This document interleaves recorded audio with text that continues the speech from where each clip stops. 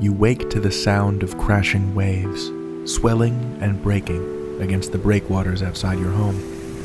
They have a rhythm to them, a rhythm you've grown accustomed to, like a heartbeat. They build, swell, and crash.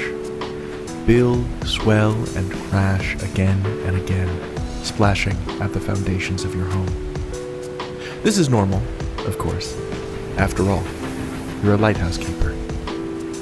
The sun has not yet risen, and it's cold in every part of the lighthouse except your quarters. Your day begins as you throw on your heaviest sweater, your knit cap, and the gloves your aunt knit for you this spring. This is how every day starts for you.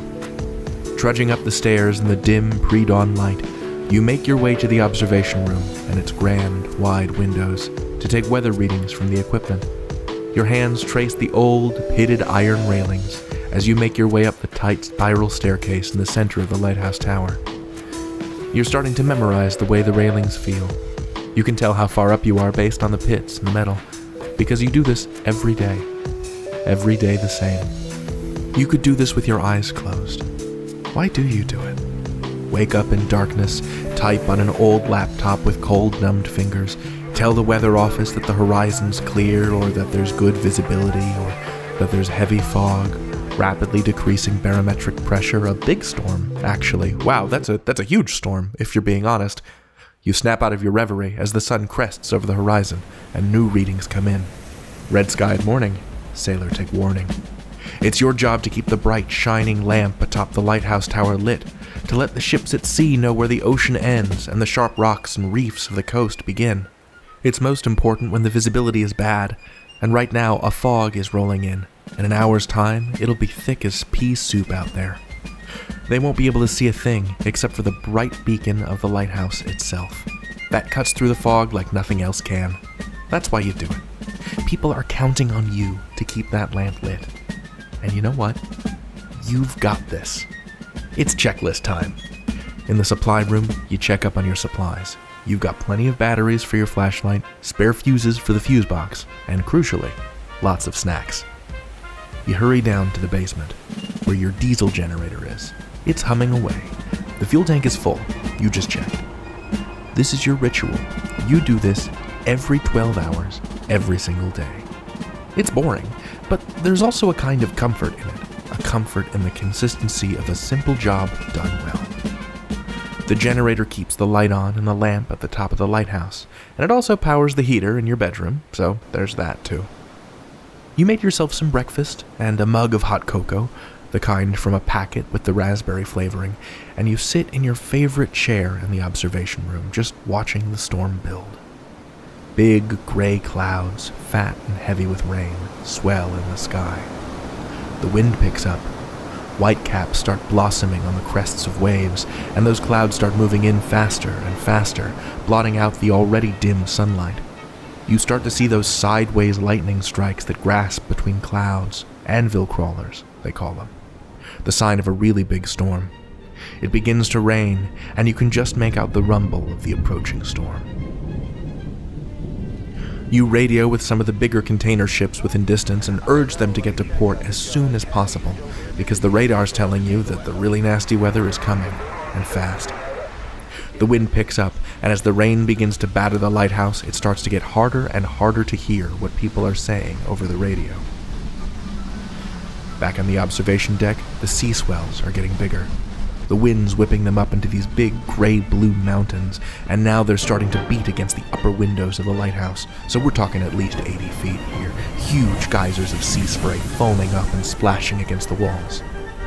When you send your weather report into Central, the satellite connection drops out in the rain, and you have to switch to the low-frequency radio transmission. The rain on the windows sounds like hammer blows.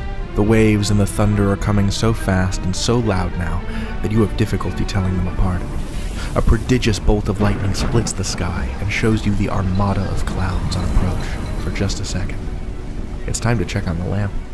It's an extremely bright light, refracted through this delicate, enormous, multifaceted lens that vastly increases its output, making it visible for many miles at sea. The motor's going underneath the lamp, and it's rotating the whole thing very slowly, sending a searchlight beam out into the gloomy dark. Modern lighthouses use LEDs, but this definitely isn't a modern lighthouse. Plus, you've grown accustomed to the rhythmic groaning of the motor. It almost hurts to look at it, that's how bright it is, but you're glad it's there, as the waves beat against the walls, as a beacon in the darkening fog. Winter brings the night on quickly, and it's growing dark. It's a good thing the light is on. At least you're not out in one of those ships on the water. The light suddenly goes out, and you are plunged into darkness. It was so bright in the lamp room, in fact, that you feel completely blind. The lamp didn't burn out. The power is gone. The motor that rotated the lamp has stopped moving. All you can hear now is the terrible storm and the waves. You've got to see if the generator gave out. You grab for your sturdy flashlight, but a lightning bolt strikes the lighthouse at the same moment. You're safe. It must have caught the lightning rod. You notice that even the roar of the storm sounds muffled and distant due to the ringing in your ears. And it takes you a beat to realize you've dropped the flashlight down the stairs, which you will now have to traverse in total darkness.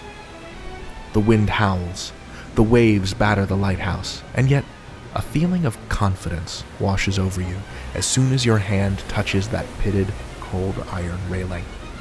You know this building backwards and forwards. You know every inch of the stairwell based on the feel of the railing alone. You make this climb many times each day, when the sun blazes and when it's completely dark. Every day the same. You could do this with your eyes closed. Halfway down the stairs, you stop off in the supply room and root around in the darkness until you find one of everything. A fuse for the fuse box, extra batteries for the flashlight just in case, and for you, a bar of chocolate, because you'll need it. Every item was exactly in the place you knew it'd be. On the landing just outside the supply room, you find the flashlight. Dented, sure, but it still works. Now that you can see again, you run down to the generator to find that it's still running, but all the lights are out. A fuse must have broken. You hit the emergency stop on the generator, turn off the switch that connects it to the lighthouse's power system, knock open the fuse box, and there it is. A blackened, busted fuse. You don't know how it happened, but you've got a fresh fuse in there and replaced before you even have time to think about it. You close the fuse box. You turn the generator back on, and you pull that switch. And the lights are on again. Up the stairs, let's go. The lights along the stairwell light your path, and by the time you make it up to the lamp, you know what you'll see before you even get there. A beacon in the darkness, sweeping out into that rain-streaked indigo night. You did it. You were prepared for this moment, and you met it because you were consistent and careful. That bar of chocolate tastes better than anything you've eaten in years, because more than anything, you earned it. Your radio crackles to life, and the grateful captain of a container ship thanks you for keeping the light on.